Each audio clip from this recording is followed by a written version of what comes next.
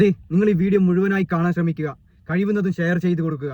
ഇത് നമ്മുടെ തൊട്ടടുത്ത സംസ്ഥാനമുണ്ടല്ലോ, കർണാടകയിൽ നടക്കുന്ന ഒരു സംഭവമായിട്ടാണ് ഈ വീഡിയോയിൽ കാണിക്കുന്നത്. ഓരോരുത്തരും ജോലി ആവശ്യത്തിന് വേണ്ടിയിട്ട് പുറം നാടുകളിൽ പോവാറുണ്ട് അല്ലേ. പൊതുവെ ഡ്രൈവേഴ്സാണ് രാത്രി യാത്ര ചെയ്യുന്നതും. ഡ്രൈവേഴ്സ് യാത്ര ചെയ്യുമ്പോൾ വീട് വിട്ടിറങ്ങുമ്പോൾ അവർ തിരിച്ചെത്തുന്നത് തന്നെ ആരുടെയൊക്കെയോ പ്രാർത്ഥന കൊണ്ടായിരിക്കാം. സത്യമല്ലേ ഞാൻ പറഞ്ഞത്?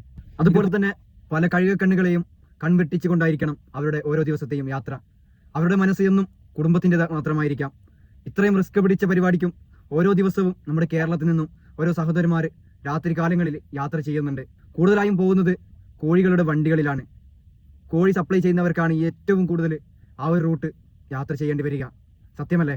ബാംഗ്ലൂരൊക്കെ പോകുമ്പോൾ പല സ്ഥലങ്ങളിലായിട്ട് ഇതുപോലെ തമ്പടിച്ച് നിൽക്കുന്ന പല ചെന്നായ്ക്കളുടെ കൂട്ടങ്ങളെ പോലെയുള്ള ഇതുപോലുള്ള കൂട്ടങ്ങളെ നമുക്ക് കാണാൻ സാധിക്കും. അതിൽ ഗവൺമെന്റ് ചെറുതായിട്ട് മനുഷ്യരെ പിഴിയുന്നുണ്ടെങ്കിലും ഇതുപോലെ കഴുകക്കണ്ണുള്ള മനുഷ്യർ അങ്ങോട്ടും ഇങ്ങോട്ടും പിഴിയാൻ നിൽക്കാറില്ല.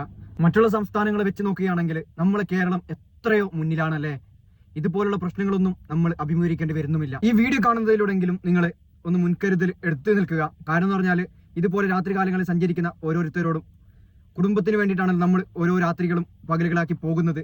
അപ്പോൾ എല്ലാവരും ഈ വീഡിയോ ഇഷ്ടപ്പെട്ട് കഴിഞ്ഞാൽ ഒന്ന് ഷെയർ ചെയ്ത് കൊടുക്കുക. അപ്പോൾ ഓക്കെ, ബൈ.